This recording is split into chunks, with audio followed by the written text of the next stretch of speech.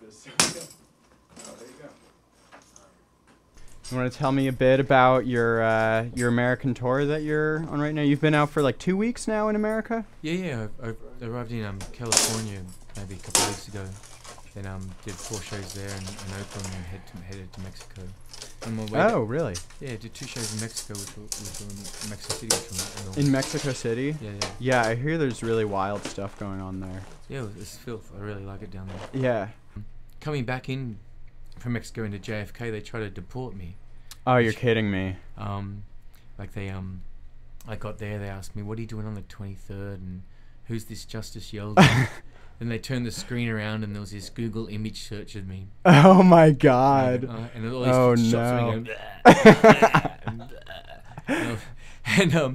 and the guy says, there's no doubt in my mind that you're here to work or here for financial gain. And I try to explain to him that it's art and I do it for fun and I'm not doing it for money. Yeah, it doesn't look like the most profitable thing. I don't know why he thinks you're in it for the money.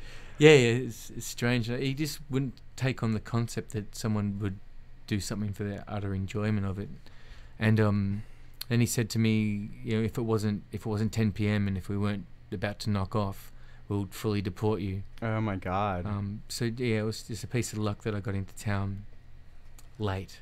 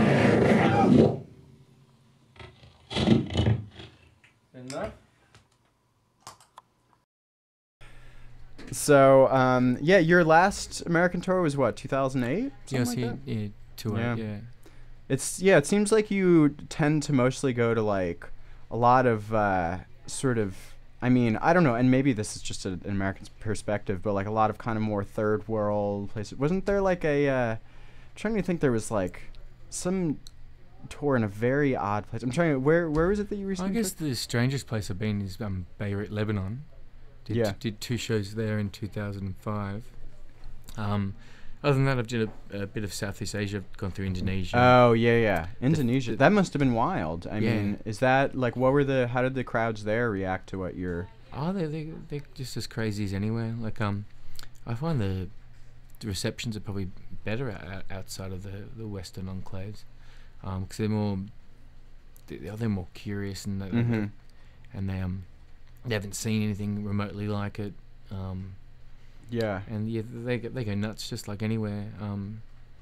You're like, you know, just down in Mexico City last week, it was like 150 people. I don't do those numbers in continental USA. Yeah. But I've got a pretty good reputation. It was my second time there, and a lot of Oh, people really? heard about the first time. So, shitload of people came. I was played in this like, you know, ancient church. It was Oh my built God. hundreds of years ago. The whole thing's sinking on its side and stuff. Wild One of the city. best things that came out of visiting Indonesia and getting to the local underground there.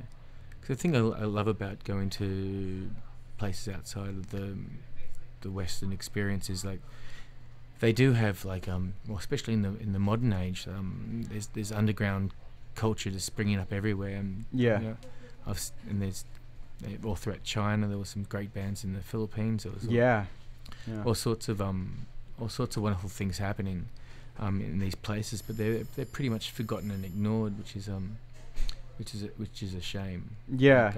Because they don't live in a major city I like mean, New you York or hardly London see or- Indonesian recordings come out other than like folk stuff. That stuff doesn't get released in the US so much. It's more of an obsession with the world music from places like that, or even more so Mhm. the authentic pop from those places, like the Sublime Frequency Well, stuff, yeah. rather I than mean- their underground scenes.